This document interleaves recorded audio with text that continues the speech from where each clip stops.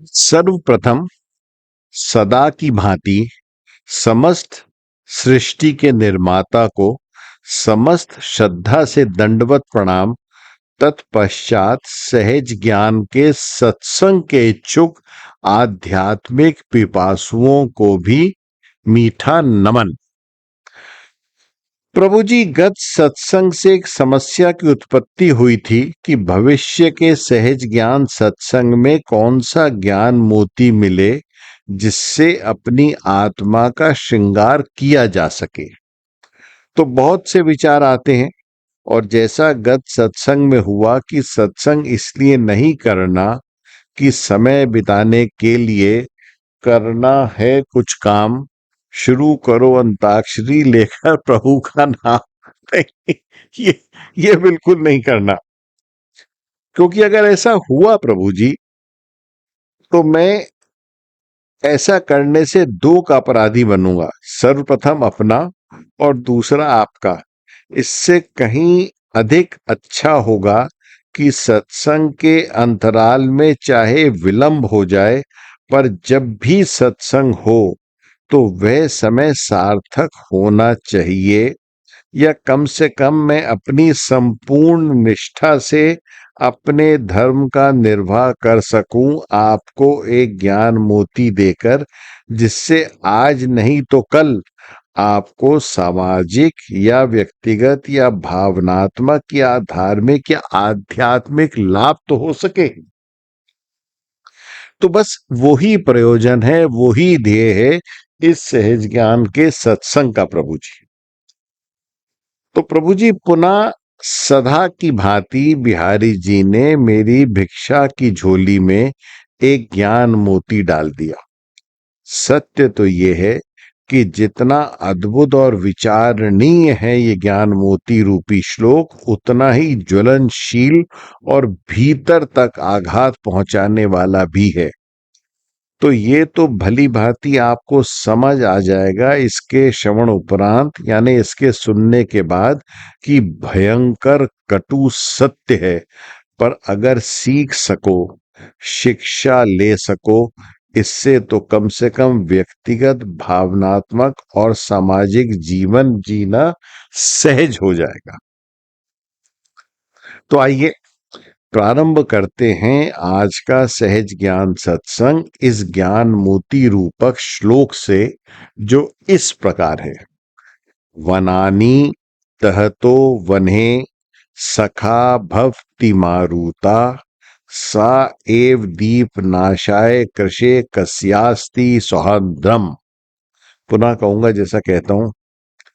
वनानि दहतो वने सखा भवति मारुता, सा एव दीप नाशाय कृषे कस्यास्ति सौहद्रम।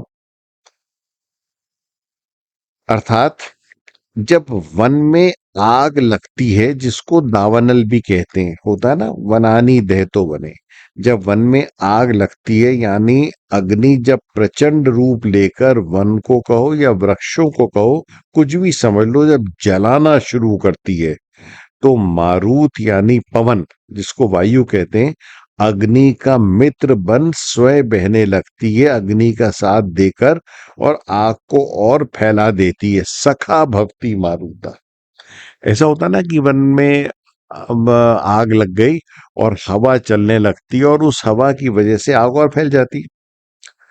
तो श्लोक के रचयिता कहते हैं कि जब वन में आग लगती है, तो मारुत यानी जो वायु है, वो जो हवा है, वो उसकी सखा बनकर उसकी सहायता करती है, उसको आग बढ़ाने में, और शुरू कर देती है आग जलाना, और आग को फैला देती है, भड़का देती है, होता है ना ऐसा।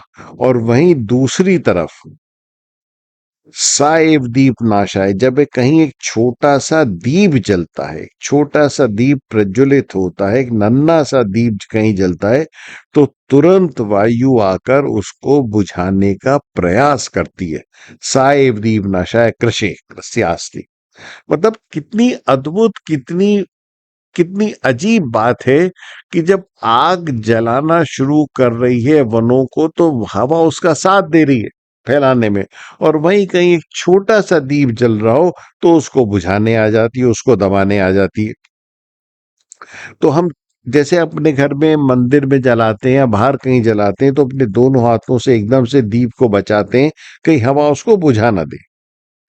तो प्रभु जी, अद्भुत विचारणीय बात है ना, सोचने समझने की बात है। कई बार देखा है या समाचार पढ़ा कि हिमालय के फला फला प्रांत के वनों में आग लग गई, और ये विषय मात्र भारत का ही नहीं है, अपितु संपूर्ण विश्व का है। जहां भी वन प्रदेश हैं, अमेरिका, कनाडा, ऑस्ट्रेलिया इत्यादि, पढ़ते हैं कि बहुत सारी आग लग गई, फॉरेस्ट फायर हो चुका है।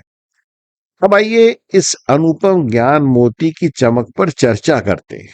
इस महान श्लोक के विद्वान रचयिता ये कह रहे हैं कि शक्तिशाली का मित्र सब बनना चाहते हैं और होते भी हैं, और दूसरी बात कि दुर्बल या निर्बल का कोई मित्र नहीं होता, अपितु शत्रु बन जाते हैं।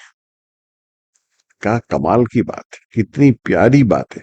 अब विस्तार करते हैं और यानी बात अपनी आगे बढ़ाते हैं, एक दूसरे दिशा में ले जाते हुए। समाज में प्रायः देखा जाता है कि शक्तिशाली व्यक्ति के समीप सब होना चाहते हैं, सब उससे जान पहचान बढ़ाना चाहते हैं, और यही नहीं बल्कि दिखाना चाहते हैं औरों को भी अपने नजदीकी रिश्ते, जिसके पीछे मात्र प्रयोजन है कि या तो व्यक्तिगत लाभ या स्वार्थ सिद्धि, दूसरा विपदा के समय रक्षा या सहायता की आशा। और ये नजदीक जाने की क्रिया कई बार बेहद घटिया दर्जे की चमचागिरी में भी रूपांतरित हो जाती है। कई बार बड़ा तरस आता है उन लोगों पे, पर क्या करें। उदाहरण के तौर पर, अपने या अपनी किसी संस्था के किसी भाग का उद्घाटन करवाना हो किसी बड़े आदमी से, तो निमंत्रण पत्र छपवाते हैं, चाहे वे कितनी देर से आए, बस घंटों प्रतीक्षारत रहो। वे आए, फीता काटे, फोटो खिंचवाए और चल दिए। सोचिए इस आयोजन के लिए कितना समय काटा, कितने लोगों को इकट्ठा किया, कितना धन व्यय किया, मिला क्या? इसके बदले कि बस लोगों को दिखा दिया कि मेरी जान पहचान है, मैंने बुला लिया, फोटो खिंचवा ली। सोच के देखिए कि कालांतर तो छोड़ दे, कुछ ही दिनों पश्चात कितने लोग इस इमारत या पुल या सड़क या जिसका भी उद्घाटन कराया स्मरण करेंगे कि किसने रिबन काटा था। बस एक खोखली अर्थहीन अहंकार की तृप्ति हुई, a useless, meaningless, futile, wasteful exercise done to satisfy once thinking ego. What a horrible waste of time of others too. ऐसे अनगिनत उदाहरण हैं प्रभु जी। जैसे विवाह के आयोजन में या किसी भी प्रकार के पारिवारिक आयोजन में बस दूसरों को दिखाने के लिए किसी भी महत्वपूर्ण या अति महत्वपूर्ण पद पर आसीन व्यक्ति को बुलाते हैं, चाहे उसके आने से कितनी भी अड़चन ना आ जाए। बस अपने सारे काम छोड़कर दौड़कर पहले उसका स्वागत करो, फिर स्टेज पर लेके आओ। स्टेज पे जाने के लिए बहुत से रिश्तेदार या दूसरे लोग बेचारे अपना अपना लिफाफा या गिफ्ट लेके लाइन में खड़े रहते हैं, पर जैसी कोई वीआईपी आया, एकदम से स्टेज के ऊपर उसको ले गए कि फौरन उसका आशीर्वाद दिलवा दो, जैसे सबसे बड़े संत महात्मा। अच्छा, फिर क्या होता है, स्टेज पर आके उनकी फोटो खिंचवाई जाती है, आशीर्वाद दिलवाया जाता है, और फिर हाथ जोड़े जोड़े खड़े रहना पड़ता है। मतलब अगर ये ना आते, आशीर्वाद ना मिलता, तो सूखा पड़ जाता, बाढ़ आ जाती, जीवन समाप्ति हो जाती। और वहीं कहीं कोई पुराना परिचित या गरीब रिश्तेदार आए तो मात्र औपचारिकता के वश मिले, बस फोटो खिंचवाने में भी आपको जोर लगता है। हाँ भाई, देखा, अच्छा ठीक है, चलिए आइए, ऐसा करते।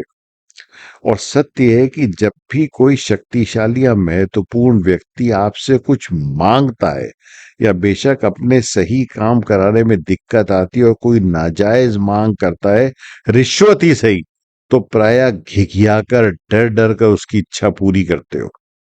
जीव उसकी इच्छा पूर्ति में लग जाता है, और वहीं किसी अपने महातत या अपने काम करने वाले किसी सेवक, किसी निरीह की सही या वाजिब मजदूरी या पारिश्रमिक देने में भी कतराता है ये जीव, और उसके पैसे काट लेते हैं।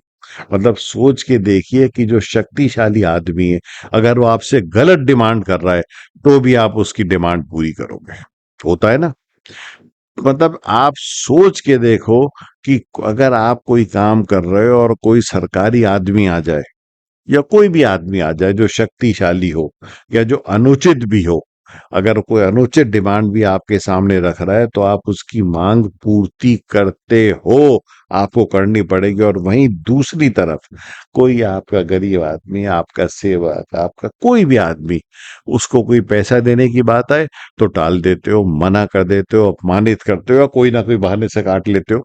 और उधर दूसरे को अगर रिश्वत भी देनी है, आपने सही काम किया है, लेकिन वो आदमी जब आपसे रिश्वत मांग रहा है, सरकारी पद पे बैठा आदमी, तो आपको जलील करेगा, अपमानित करेगा, फिर भी आप उसकी इच्छा पूरी करोगे।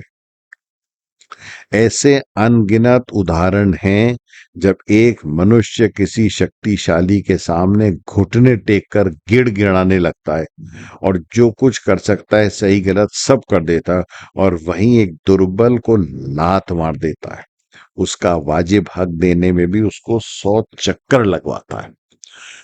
तो प्रभु जी ये होता है कि शक्तिशाली, अच्छा आप सोच के देखो, एक एक प्राइवेट फंक्शन है, शादी है या कोई भी है, it's a very private function, आपके दोस्त हैं, सब कुछ है, पर आपको दिखाना है। मैं अक्सर देखता हूँ कि बड़े बड़े आप किसी किसी बड़े आदमी को बुला लोगे, किसी मंत्री को बुला लोगे, किसी इसको बुला लोगे, जब तक वो आदमी रहेगा उसके आगे पीछे रहोगे, लोगों को दिक्कत होगी। और आजकल तो भैया बहुत बड़ी चीज है, सबको सिक्योरिटी मिली है, सब गनमैन लेके घूमते हैं, कितना डिस्कम्फर्ट होता है।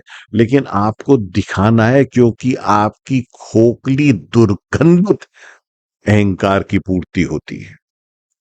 ये पीड़ादायक तथ्य सत्य है, पर हो सत्य होते हुए भी, क्योंकि सत्य तो सत्यम शिवम सुंदरम है, पर ये सत्य होते हुए भी ना हो सत्य होगा, असत्यम अशिवम असुंदरम है ये वास्तविकता। दोबारा कहूंगा, जैसा कहता हूं, सत्यम शिवम सुंदरम नहीं है ये सत्य, क्योंकि ये पीड़ादायक सत्य है, क्योंकि ये झूठा है, ये खोखला है, इसीलिए असत्यम है, अशिवम है, असुंदरम है। भी अधिकांश मूर्खों, अज्ञानियों, स्वार्थियों, लालचियों, अधर्मियों के लिए सखा भक्ति मारुता, पर भक्तों, ज्ञानियों, भोले भालों के लिए आज भी सत्य क्या है? निर्बल के बलराम। आई थी कई दशकों पहले एक पिक्चर, एक फिल्म, जिसका एक अमर गीत है जो आज भी आंखों में आंसू ले आता है, रोंगटे खड़े हो जाते हैं। इस श्लोक में कहा ना, दूसरी साय दीप नाशाय, कहीं दीप जलता है तो उसको बुझाने आ जाती है वायु, पर वो गीत था, ये कहानी है दिए की और तूफान की। निर्बल सा दिया जिस पे हमला किया, एक तूफान आया, पर वो निर्बल जो दिया है वो लगा रहता है, क्योंकि उसको ईश्वर पे विश्वास था। तो मैं कहे गए श्लोक से कहीं अधिक इस गीत का विश्वासी हूं और पुजारी भी हूं। बस एक ही ईश्वर से प्रार्थना है कि हम अपने अहंकार तृप्ति के लिए शक्तिशाली के सामने घुटने ना टेकें। ये समाज में दिखावे से बचें। ये जो दिखावा है ना कि मैं इनको जानता हूं, मैं उनको जानता हूं, मैं उनको जानता हूं, ये मात्र अहंकार तृप्ति है, या आपदा के समय सुरक्षा है।